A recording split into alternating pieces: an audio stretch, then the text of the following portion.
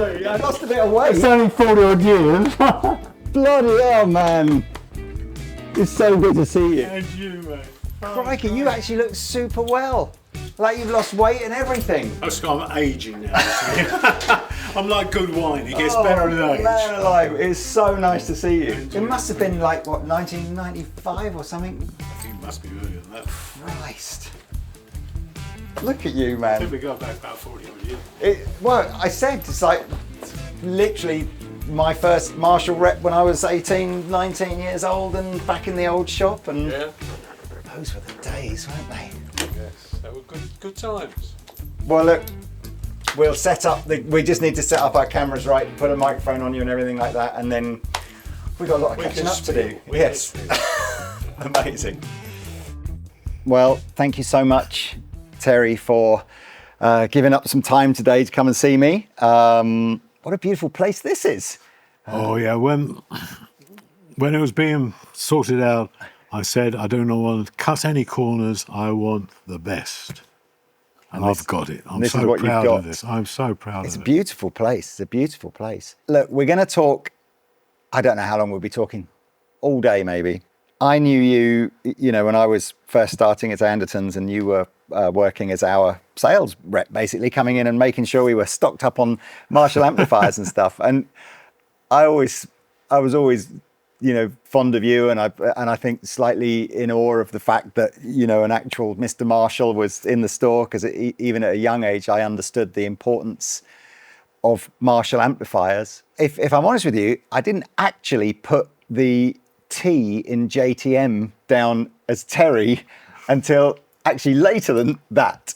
So, and I wonder how many people, Jim, your father obviously gets the credit for putting Marshall on the map, but I think you were obviously substantially more involved than perhaps most people appreciate. Well, my father liked to be the front man. Mm-hmm. It didn't bother me. He had maybe a slightly bigger ego than me. I'm much more laid back. Well, so tell us then, I know a little bit about Jim having a music store in Hamwell in the 60s, and that's where everything was born. But take us back, what are your early memories of your dad, playing drums, and how did you get into it? Okay, my dad used to sing in a band, a dance band it's called. My first appearance, I used to appear with him. Yes, my first appearance was at a thing called the Battle of Britain Club in Uxbridge. They played there regularly with the band called, I hate saying this, but Wind, Noise and a Rhythm. Right. Yeah, noise doesn't work for me in my head, but there you go. A lot of people think the music we could create is like that, but that's another thing. My father had a background of engineering. He used to work as a touring miller, producing prototype parts for the aircraft industry. And quite often, because they were prototype works, he used to do all-nighters doing these things.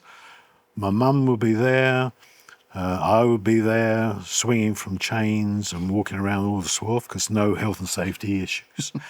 So that's what we were supportive of him then. Later, my father came out of that and became a drum teacher. Mm-hmm. While becoming a drum teacher, the decision was to start up a drum shop. Obviously, drum pupils also work with guitarists, therefore we got slowly involved with the guitars. We had regular customers for our shop, like Pete Townsend, Eric Clapton, Ritchie Blackmore, Big Jim Sullivan, were all regular customers of the shop.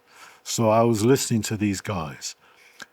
Pete put some pressure on and said, why don't you make an amplifier? Because I'm not getting enough from what I've doing. The popular amplifier at the time was the Fender Bassman. That was rated at 50 watts peak power, but it was 35 watts RMS, and it was based on an RCA circuit. We took the same circuit. I had the power to take it up to 45 watts RMS, and that's how that thing.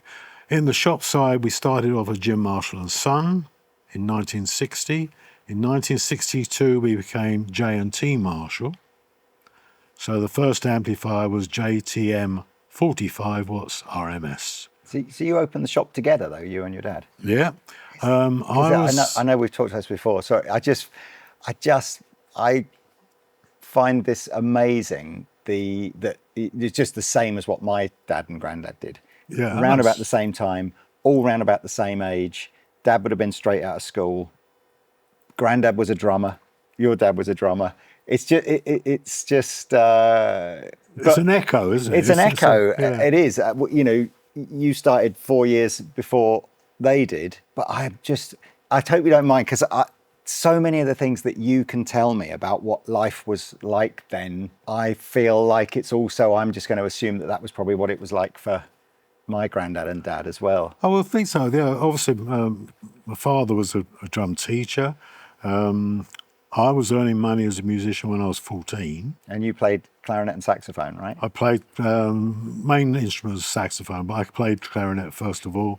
I used to play piano originally and did exams, but it wasn't my instrument. I didn't like it. It wasn't where my heart was. As you know, when you play an instrument, if your heart's in it, it's much easier to play. Yeah. So when I was 16, I was professional. That's before we had the shop. Right. We started the shop, I say, at Jim Marshall and Son. We did that in 1960. Now, references to our 4B12 was always called a 1960 because that's when we had our first shop. All your model numbers are confusing like that, aren't they? Yes, I know. Yeah. I just didn't want to make it easy for people. It's just like all the model numbers are some year significant element of when it was thought about or designed. There's a couple of interesting ones on that. But right, the next one was when we did our first 2B12 in 1962. That was because 1962 we became a limited company. Right. So which is nicknamed then the Blues Breaker because of Eric using it on the Blues Breaker album. And it was featured obviously at the front of the album. The interesting thing we had those playing, because obviously I was being a saxophone player, I was a listening musician. Pete always referred to us as being the rebels because we were doing a new amplifier and he was a new kid on the block. The vibe we had in the shop was exceptional because we were musicians supplying to musicians. If an amplifier went wrong in those days, before we did our own products, I would always loan somebody an amplifier if it went wrong because that's where their income came from. We never hired it to them. We never said you can't buy it, well, I supported them. And that became the way we had loyalty, like your company has had loyalty, because you look after your customers. And giving customers respect is reflective. As opposed to treating them just like a cash cow. And our growth of our company was exceptional. It was like a .com company without the internet. What was it like working with your dad? My dad tells me stories, tough stories really. I think, Grandad Harry was... he'd been in the police force. He'd fought in the war. Your dad, I assume, similar kind of upbringing. But Dad was an essential worker. Okay. Because he was in the milling machine. Right. Right. So he's. But I always think that generation were hard. They, a lot of tough love, and especially the dads, I think, were tough. And I know my dad found it. Really, they started the business together, but I don't think my dad ever felt like it was a true partnership at first. It was always like he just got told what to do, and I think he found that quite difficult. It's a different feel. Yeah. Family is very difficult. Yeah. My father was, he loved the adoration of which is reflected because of the amplifiers. And I didn't mind not being a front even man. then, you think that sort of was fueling some sort of inner sort of ego type thing. Yeah, he loved going to shows and everything like that. And that's because he became the autograph king of the world. Everyone there. And then he used to pass the people over to me if there was any technical questions at trade shows. I've always done, when I came off the road, because obviously I was your rep in the early days. When I came off the road doing it, I was in-house, working with groups. I was doing group liaison, going to all dealer support things, trade shows, and full-time in the shop, but also doing group liaison, which meant when I finished from 8 until 5, I then go out and change and go to a gig. Not say change when I say was change my attitude because I wasn't working a day job, but I've always been a rebel as a rep because I was the first rep you ever saw wearing jeans. I'm a Levi King, so that's my image. I've never, because all the reps I used to see were in suits. Suits, for sure. All right, and I thought, I can't do that. You know, it's not natural. Well, if we go back again, the actual shop was open for a relatively short period of time, wasn't it, before you decided to move up here and start the factory? Yeah, we moved. Our first actual factory was at Silverdale Road, Hayes, Right. which is very near Heathrow Airport. We worked in there for a period of time. The growth was so fast, we had to move. We had, my mum had a relation living in, of all places, Bletchley. Right. So we knew the area, and the location was ideal because it's central. So it gave us north, south, east, and west rather than everything was north. We had the thought of there. We had the staff that we had. A majority of the staff we had in Hayes moved with us because then they could get properties easily because it was council supported. And the shop just shut, or was the shop? Did you try and keep that going? No, for a we bit, kept or? it going for as long as we could. Okay. And then, as we got more into the manufacturing side, I didn't like the idea of upsetting a dealer because people wanted to come to our shop rather than the dealer shop, and we need to separate it. So eventually, we stopped doing retail. Yeah. That gave us the opportunity to concentrate on sales side. We, as a company, were moving ahead slowly. We used to do our own distribution from Birmingham South. We had a tie-up with a company called Jones and Crossland, who were a dealer for us, but they had a rep on the road, and they used to do Birmingham North. After a period of time being so successful, we had a company called Rose Morris. They did a deal with us, a 7-year contract, and they opened the field to the world because they were international. This meant it was awkward for Jones and Crossland to sell it to well because Rose Morris didn't have a sense of humour out there. So we had to do something, and we didn't want to let Jones and Crossland down. So we turned out Park Amplification For them. for them. Yeah. Now, the history of the music of the name Park was Johnny Jones's wife's maiden name. Okay. So that's where we got Park from. Perfect. Okay. It was a Marshall with a different logo.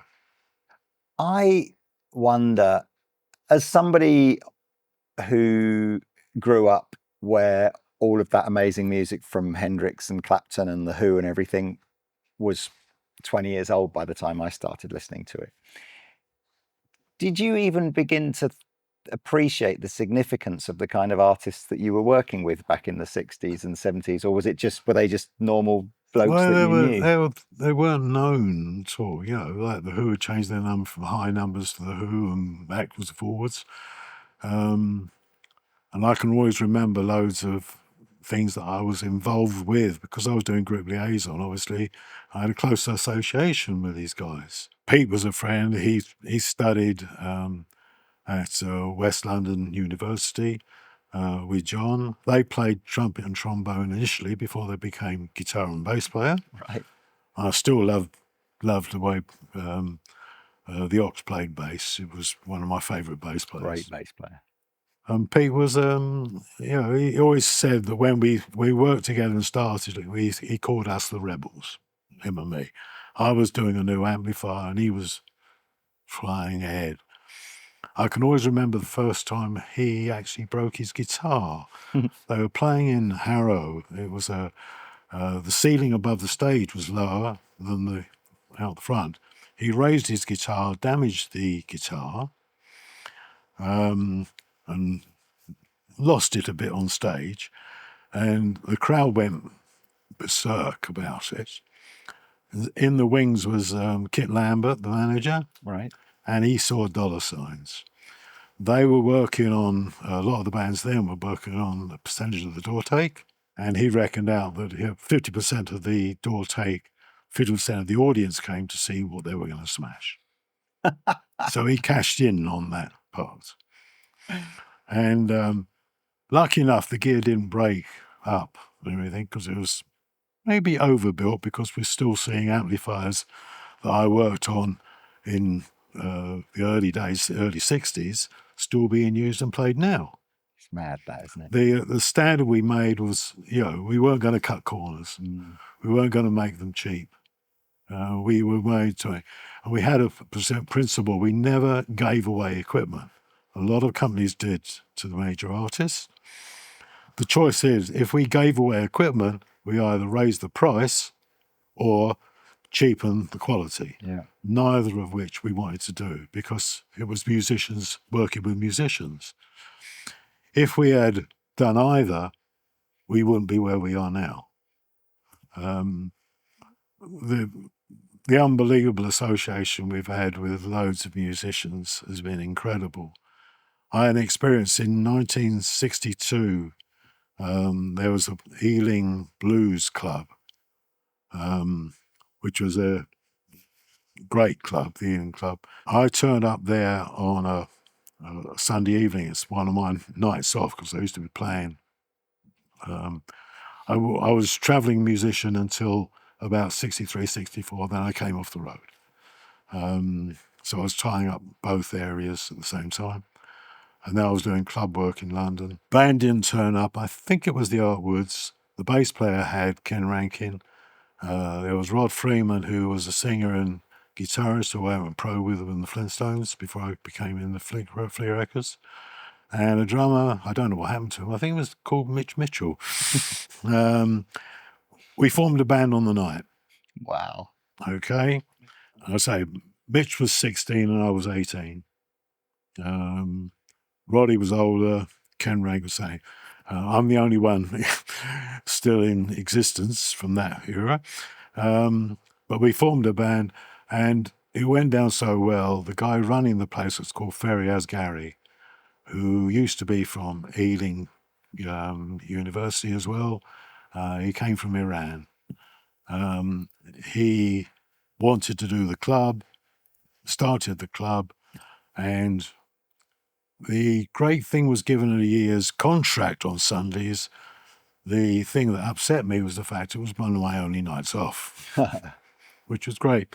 And we called that the Soul Messengers. And later on, I formed a band called the Night Sounds. We were doing clubs and everything. But that was, I had to be on stage. It was my drug. I've never taken a drug in my life. I'm very proud of that. My drug is music. And even at my age now, 80, I still need a fix. I still have to go out and play. So the opportunity to play is part of me. We're definitely going to talk about the album that you recorded in here at the end of this interview. I think it would be a shame not to, but hopefully people will find a way of listening to that. But again, let's go back to this. I find it quite difficult to envisage how a business that starts off with a father and a son and a service engineer in Ken, to so rapidly becoming a business that was making thousands of amplifiers a month and shipping them all around the world. Right. How does that even happen? Cash flow. Right. The deal we did with Rose Morris, whatever he delivered on 1 week, we got paid the following week. That says it all. So had it not been for that, you'd have just run out of cash super fast and it would have been difficult. Well, the point is that in the original original ones, literally you made an amplifier and that financed the next one. Right. All right. With a profit margin. When my father and I started the company, because he was still earning his living from being a teacher, I was earning my living from playing music. So we didn't take a wage. Right. Everything was ploughed back in until we had no choice. But I was still teaching, Dad was still teaching, I did a bit of teaching, and I was still playing. So we didn't drag the finances out for ourselves. And the deal with Rose Morris gave us the cash flow that expanded the world. I think the general perceived understanding, again, of how those amps were designed, I think the Pete Townsend influence is fairly well documented. It's fairly well documented that Ken Brand he gets credited, I think, with a lot of the basic understanding of the electronics. Well, he had the association with a guy to build the amplifiers. Right. He was a radio ham, and that's where his contact came, Right. with the guy to build the amps. Yeah. Young company, Dudley Craven. He built the amps for us, basic hardware, and then I worked with Ken to get the sound I wanted. That's what I wanted to talk, because I think your dad gets credited as the face, and fine, rightly so. As you say, Ken as the sort of the designer. I don't think you get enough of the credit. And when you were telling me earlier on about your contribution to how the amp sounded, I think that's one of the lesser well-known parts of the story. So it always has been. But so tell us, I mean, why do you think did it just suit? You seem very laid back. Did it suit your dad for the rhetoric to maybe that you weren't as involved, or father and son thing? It's you should know that. In fairness, I think you understand that as just as I do. I've learned from the mistakes that were made in my dad and granddad's relationship. Yeah. So I've had a really good relationship with my dad. But I know it wasn't easy. I remember that. Yeah, I know it wasn't easy for you, and in the same way it wasn't easy for my dad with his. But look, set the record straight. What did you? What were you? Because you were pretty involved in how the amps were going to be designed. And I say Ken didn't do any designing at all. The circuitry was an RCA circuit, so we didn't have it. All we did was improve the power over there. And that was a combined idea by Dudley Craven, who was external to the company. Some of the people one of the guys he employed became part of our company, a guy called Ken Flegg. And he was much more on the design side, more than Ken. Ken was a service engineer, not a designer. A lot of people got that wrong because of the way history books have been done, because I wasn't involved necessarily with all the writing up of that, because that was done by my dad, initial history books. Mike Doyle was the interesting guy who wrote the first history book, and the second one he had included me a lot of the information that he didn't have. And just a matter of interest, we talk about the album. Mike and his daughter. Mike lived in America. He was English, but he moved over to America. And for the album launch we did here last month, he and his daughter flew in from America to come for the launch, which is quite an honour for me. Yeah. So we have a close association with it. Those early amps that you were talking about, we're talking JTM 45s and that sort of era, aren't they? Were you still contributing ideas to how amps should sound into the 70s as well, or by that time? Oh yeah, on the when we did our first 100 watts, which Ken Flegg was a lot to do with, we made the amplifier, and then I used there again a Fender Strat, but because I think the 335, the neck, I didn't find it comfortable, not being a guitarist as such. I can play a bit on guitar, but not comfortably. So I used a Gibson 175 because I like the range of tones I can get from it. And by the way, I've always said, people, if you like the sound of Marshall, it's my ears, saxophone player's ears. If you think it's too loud, it's Pete Townsend's fault. So if you have hearing trouble, it's his fault, not the sound. I thought I'd throw that one in. That's a very interesting bit. Yeah, so I worked on the first amp, the first 100 watt. I was involved in that as well. And again, that's the 1959, but I can't work out the timeline now. So if 1959 is a reference to a date, but you didn't start the company until 1960, how does that one work? Right. The 1959 did not come from that. That came from a Rose Morris Oh, it's a catalogue number, isn't it? catalogue number. Sorry, do you know what? Maybe I've got that whole. So the So it was that. The other one was the JCM 800. Yeah. That was a car number plate. Do you know what? I know the number plate because I used to see your dad in it. What was his chauffeur's name? John. John, that's right. What a lovely guy that guy was. But I thought the number plate had been bought because of the amp. But No, you're it's saying the other way around. brilliant. So we found his number plate, his personalized number plate, and then started an amp after it. Amazing. How clever. So you're saying the sort of all of the model numbers like 1959, 1962, 1974, they're Rose Morris part numbers, are they? 1962 was our number. So I confusing. had that number. I just didn't want to make it easy for everybody. I say the 1960, the 4x12. Right. That's when we started the company, the retail shop. Right. 1962 is when it wasn't a partnership; it was Yeah. limited company. That was 1962. That's the only two I had Right. involvements with. Okay. The 1962, I say, was the reference to the Bluesbreaker combo. And JTM 45 was natural, Jim Yeah. and Terry Marshall, Yeah. 45 watts RMS. So confusing. Now But you've got yes, it. now I get it. Okay. You have to listen to this interview. I will have to look back. Quite a I few have to times. listen back to it a few times just to get my head in it. All right. So the first 100, you're still contributing to circuit designs and tones and stuff. How many other artists by this point are? Because it sounds like part of the success of Marshall has been listening to the customers that are using it and developing the tone. Yeah. So how many, any other interesting stories about artists that started using the amp and contributed ideas that you were able to go, oh, okay, I think we can incorporate that? Everyone that's, people who are interested in Marshall, we've had visitors like Slash and, every named guitarist has been in our contact. And the art of producing the right equipment was the art of listening. It's like jamming in a band. I'm a listener, right? I listen to bands. When I'm on stage, I'm listening to what's going on around me. And that's my attitude towards, you listen to a guitarist, he thinks, oh, I like more of this or I like more of that. And then you change your attitude for how you're doing things. It's like an interesting thing when we became international.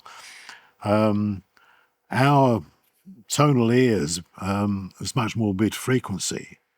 So in other words, we had to we took mid-frequencies from 3 to 7. For Eastern European, we had to have more bass frequency. So we extended the bass area. For Oriental and Asian, we had to increase the treble. It's like the original keyboards and everything came into the country, sounded very tinny to our ears, but not to theirs. So you could have the same model number of amplifier, but if you knew it was going to a different market, you'd voice it differently. We extended both areas. Interesting. Right? Initial one was much more mid-frequency, and then we added more treble and more bass. So we catered from Eastern Europe to China and Japan. Yeah. Wow. I mean, that's inside information. Not a lot of people know that. Well, I've never heard that before, and I certainly you often hear artists, particularly I think again with sort of 70s era Marshall amps, talking about this particular serial number one being a one that's the sound, the artist wants that. But I always just assumed that was just tolerance in components, one being different to the next. But you're actually saying physically, depending on what market it was designed for, would have been so a it certain expanded sound. Right across the range. Everything worked in that direction. Once we made that decision, right. That decision was made when we first moved. We moved into First Avenue up here.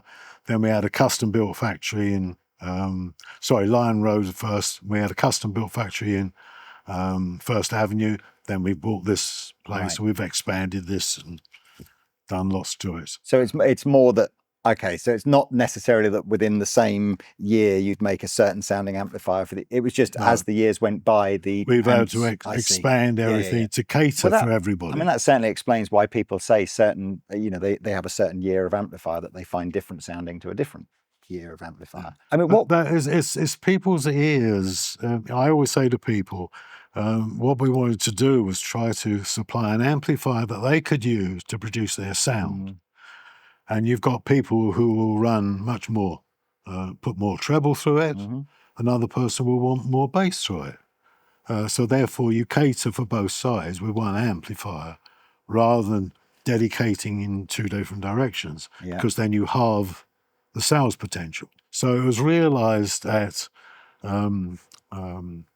we used to do developments here with people from different countries, came over here, meeting from all over the world. And then you pick up these vibes about, no, I need more treble. Another person will say, I need more bass. So you expand it to cover both. I guess the one thing that Marshall is synonymous with, and that your customers have always asked for every year, or certainly from the 60s through to the 90s, was more distortion.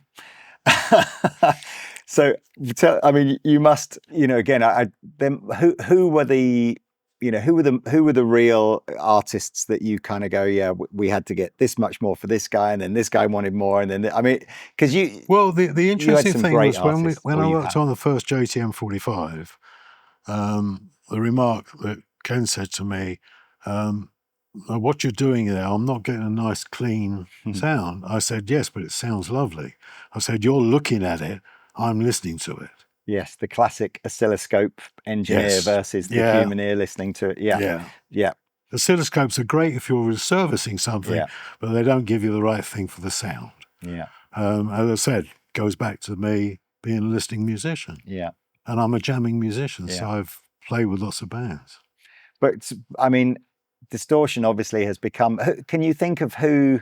I mean, does it all go back to Pete, or can you think of who were the artists that really said, I need more, and that then did drive the business in that direction? Well, initially, Pete has to have the credit. Yeah. All right. But in the days when we did it, a lot of the guitarists had a different attitude of forming sound. They would run their hands and have much full on, right? I can always remember doing a show with Jimi Hendrix. That was, I think, Olympia. It's called Christmas on Earth. We had 4 heads with him, 8 4x12s, same for Noel. And his setup was then, though, we were linking channels together. So we go into the first channel from the second part of the first channel, linked to the first part of the second channel. In the bottom of that channel, link into the next amplifier. So it was right across stage, and his setup was run his hand along the bottom of all of it. Wow. And I was standing behind the cabinets, and it was quite interesting. And I was the poor sod who had to say to him, they were in the afternoon, he had a sound check, and they were still building the second stage. And they were having a union meeting saying they were going to leave. So I had to tell Jimmy, that's it, no more rehearsing, which he grinned and didn't say much. But later on in the evening, I was standing between. They had two 4x12s and 2 4. There was a gap in between, and I was behind them. And he smiled at the end of this gig.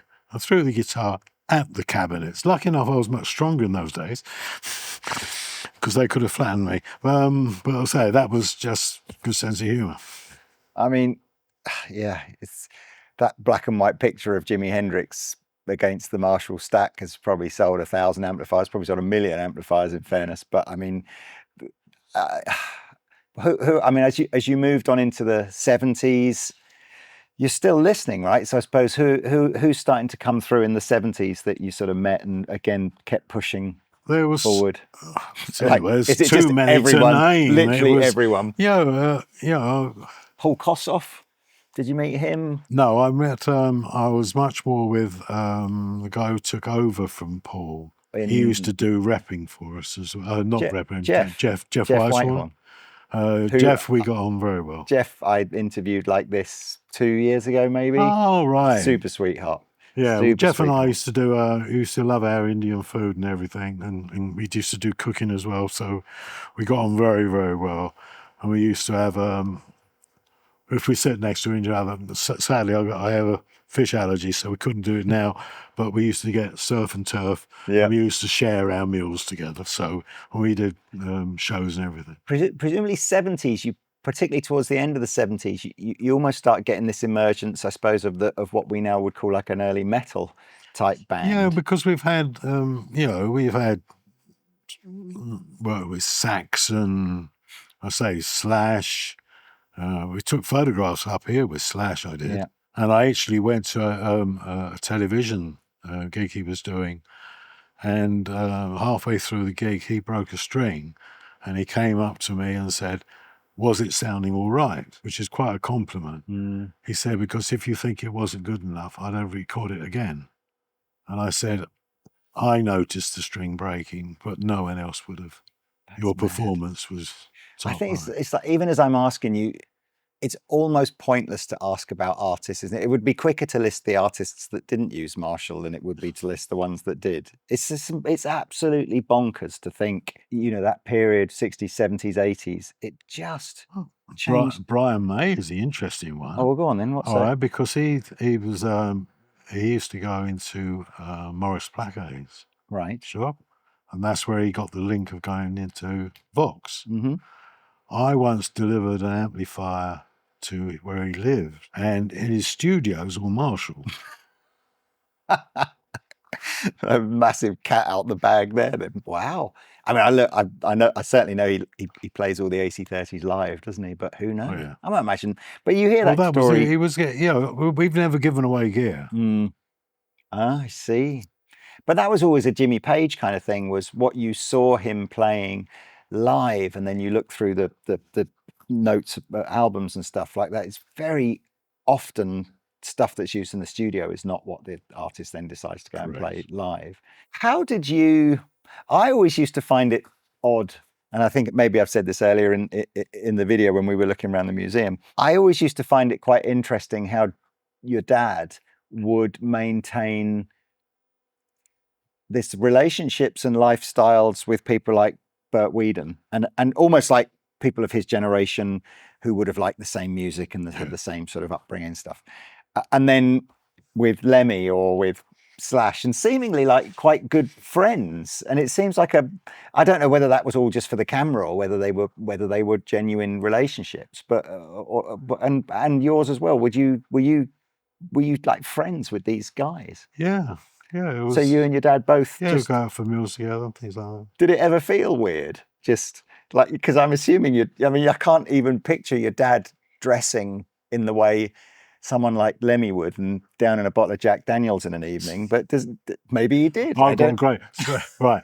Lemmy, I think he was playing at the O2 and I arranged to meet up with him. And I was delayed for some reason. And turned up the gig and he sent me a text and said, I won't be seeing you in the green room anymore. I don't do things like that anymore. Okay. What did you used to think of the music though? Could you listen to it and go, yeah, I don't mind it? Or I'm into heavy. You are? Yeah. And your dad? Yeah, I used to go, no. He was much more with the Burt Whedon side. No, I got very strange. So I was driving my car and Dad was in there and we had the guys from Korg who used to distribute in America. And I'd put on Gary Moore and my dad said, can you turn that rubbish off? Oh dear. You might want to take that out of this interview, but that's the difference between us. Yeah, look, right. I don't think... I used to go on every time I could to see Iron Maiden. Right. All right. I went to Russia about 6-7 years ago to Moscow with them. Bruce flew the plane. He had to fly the plane because he's got a commercial license. Right. He used to fly out of for a Greek company out of Gatwick. That's where he got his hair cut because he had to look legit. Look like a pilot. Right. It's funny because they were flown out there was only 6 of us as guests outside of family, management, road crew. There was 6 of us. My wife and I were 2 of those. That was a great experience. Bruce flew the plane. It was interesting. The poor girl was trying to demonstrate the coins and everything, and the whole crew got up and were doing it with her. Winding up totally. I don't know how she kept a straight face. Great experiences, You must pinch yourself sometimes. I mean, you've played a role in designing the amplifiers. You obviously played a big role in selling the amplifiers. You've played a role, a sort of an ambassadorial role of taking people around and showing this all the time. Meeting and forming relationships with artists. It's a very family kind of it's sort family. of atmosphere. Well, when we amalgamated the company to the people who did the logos and we did the amps, and it was a natural progress. We'd worked with them for 13 odd years, and it was a natural thing to do. And the amalgamation is fantastic. It was a marriage that worked perfectly.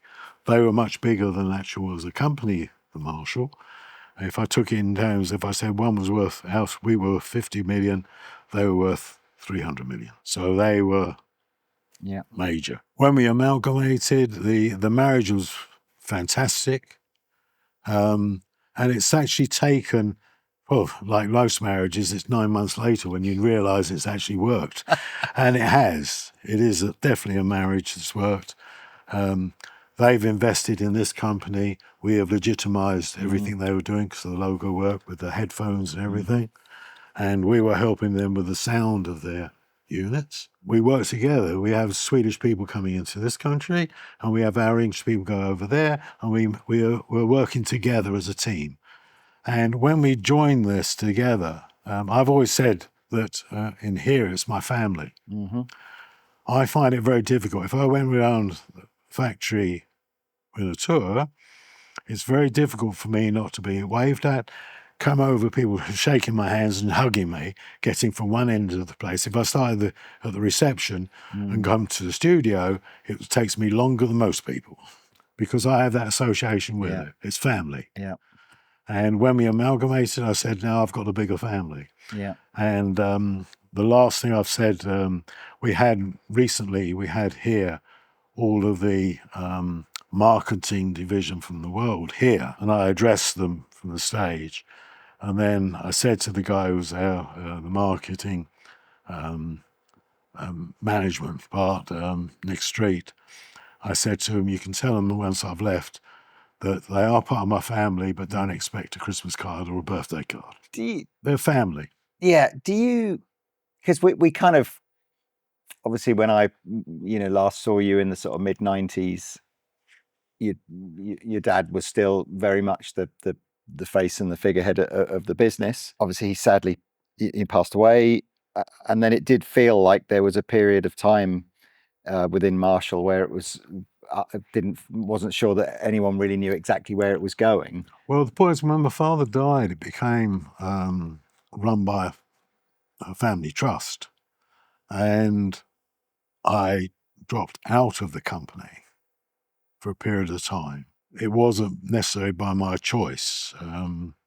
We had someone running the company who didn't like my direction. So we had a clash. And I thought, so I don't need the aggro. Yeah, that feels very you. Just step away rather than have the confrontation. Yeah, didn't need it. Yeah. But when we amalgamated the stuff, everything's blossomed. And I've now just got a bigger family. Well, I think that was the point. So obviously we've sort of not spent a great deal of time talking about probably the last 25 years or so. But loosely speaking, that's the amalgamation, I think, got a lot of press last year. There was some uncertainty, obviously, from your core guitar amp customers and people who are super invested in the brand and love it. It's like, what have you just done? You've just taken my favorite music brand and sold it to a headphone company. And I agree with you that everyone was a bit like, oh, what way is this going to go?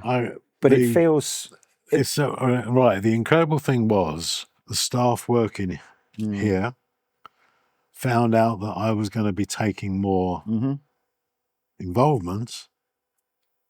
Their shoulders dropped. They were relaxed because they knew they were back in my hands. That's how it certainly feels like this today. And some of the the conversations I've had with people with Marshall this year has been all that uncertainty around, so what is the new company going to be, is gone. The commitment to making guitar amps, the products that I've seen that are coming next year, the presence that you're going to have at the NAMM show in January, it all feels like we are back as a proper guitar amp manufacturer here. And all that uncertainty that I think was surrounded the company, and when perhaps Dad was in his final years, and certainly in the aftermath of that, which I know was terribly difficult for you personally, and obviously the business was almost just in like a holding pattern, wasn't it? It was quite stagnant. It wasn't moving forward. Yeah, but I feel like there's a breath of fresh air around here. Well, we're looking at the next 60 years. But I won't be around for that lot. Well, you'll be around for a few of them, I hope. Come on. But it feels exciting again. And I was saying to Steve as he was taking me around to the factory, the last time I was here, which probably was 10 or 15 years ago, I think there was even talk of a 4-day week. And it was just like, it was tough, Yeah. And it's buzzing in there now. It's busy. There's gear going out by the lorry load. We've got as the joint thing, we have over 200 employees in Sweden, Stockholm. We have over 200 employees here, and we also have 400 employees in South Vietnam who make our turnover products. We have to have products made in Vietnam, because obviously people like Fender are made in Mexico, which is cheaper. And most of the other companies are made outside of the country. Our deluxe range, which you can see here, is all made hand-on in here. And we have an open day every year where the public can see what we're about, and our employees can enjoy the relationship with the public. It's a fantastic thing. It does wear me out because I'm shaking hands with everybody and taking photographs and everything. Lucky enough, it's selfies. I'm not doing loads and loads of You don't sign your own posters then or anything like that? No, I'm gonna get a rubber stamp. It's much easier. Oh, I mean, honestly, it makes me very happy to feel like Marshall have, they've set that base again, as you say, to go for the next 60 years. And it feels exciting, and it feels like there's a good bunch of people here. Well, now. I'm in touch with the Sons of Cream. Are you? Yeah, we've had the guitarist and bass player Malcolm Bruce has been here. I did Ealing Blues Festival, and a majority of the people who were on the album played with me at Ealing Blues Festival, and we shared the same green tent as opposed to green room for the festival with Sons of Cream, who I know very well. I've played on stage with Malcolm a few times. Right. And that was good. We shared the same stage, main stage at the Blues Festival. I think I saw Ginger Baker's son did. Kofi. Yeah, he played at the Ginger Baker kind of tribute thing, didn't he? Phenomenal drummer. Yeah, he doesn't like playing with two bass drums, but it was his dad's image. Kofi's great. He's a completely different character, but he's a one-off. But he's got that from his dad, but not the same. And who plays guitar in that band then? He's a second cousin, right. I think, must be of Eric's. Right. He's very good. He plays Marshall, of course. Of course he does. Tell me about this album, Because I know Right. we've sort of Just brought about us. interested, Yep. our bass player couldn't make, who was on the album, couldn't make the Ealing Blues Festival, so Malcolm played on Stepped bass in. for us. Brilliant. Yeah, because I say I've played with him on stage a few times. Well, tell us about there is a copy here somewhere, which if somebody would grab, I can show on stage. I think it might be in the control room. Yeah, I mean, it's mad. You've just celebrated 80 years this year, right? And you've put an album out, so well done, congratulations. But madly, it's the first album that you've put out where it's your I'm band. proud You're of the band. Yeah, Or you're the front man. the album was. I was promoted to do the album by the guy who looks after the music side of the business. There it is. Yeah. Steve Tennant. He's great. He said, you should do your own album. You're on everybody else's. So I said, okay, we'll do it. I said, but what I'll do is I'll do it with all the people I've ever played on stage with. There's a mixture of 14 musicians on it. Some good names. Right? They are some of the best blues artists in the country. I had a back line, which was the stationary part of thing, the backing of it all, was Nick Simper on bass, the original bass player with Deep Purple, Peter Parks, the guitarist out of Warhorse, who also plays with Nick in Warhorse and also plays with the Good Old Boys. They were my backing line start. We had started off with Paul Gordon Wright, who's a drummer. He teaches, does sessions. I've played with him loads of times with different bands. And Kev Hickman, who does most of our demonstration for our drum kits. He came in. He also plays with Alice Armstrong and people like that. He's a friend because he's actually local as well, and I've known him for a long time. And what I did was no rehearsals, no dictation from me of what they were going to sing. We did 15 tracks in 4.5 days. We've only used 11 because it's out on 180 gram vinyl and CD. The singer would arrive. I said, what would you like to sing, as long as it's 12-bar blues? They came up with what they would like to sing. We did the arrangement on the spot. We ran through it and recorded it. That was it. If there was no double takes, Nick came up to me and said, we're going to nickname you One Take Marshall. Right? And that was all the singers. And I was lucky to get, for me, 3 of the best singers going, which is Alice Armstrong, Emma Wilson, and Zoe Schwartz. Amazing. On the vocal side, we had Robin Bibby, Chrissy Matthews, and Hugh Burden, who plays harmonica on there. And the band was formed on the day subject to who was available. So there was no pre-knowledge who was going to be on the track the day. Worked out wonderful, wide range. I'm always outnumbered by guitarists. I've done that all my life has been. That's why I've developed one hell of a growl. It's built in my fuzz box because I've had to fight with them. I haven't got a pedal I can do it. But I say, it was fantastic. I wanted a live album. Yeah. I didn't want something that was sound people nervous about what they could do wrong. It was about performing. So it was a live gig. Every track has been good, and some of the guys who are on it have it in their cars and listening to it all the time, which is the greatest compliment it can get. Absolutely. If you could have picked out one guitar player of all the people that you've met in your time with Marshall, that alive or dead, that you could have somehow just dropped in to do a guest solo on one of the songs, who would it have been? Oh, well, there was a guitarist who has been a friend of mine since the 70s who wanted to be on it, and sadly to say he passed away. Oh, that's sad. All right, that was Bernie Marsden. Bernie and I have played together a lot. He We even did a Sunday morning jam together on a regular thing in Buckingham. That was a sadness for me. Yeah. There was another guitarist who has actually passed away since. That was very, and I've got referred to him on the album. There were people that...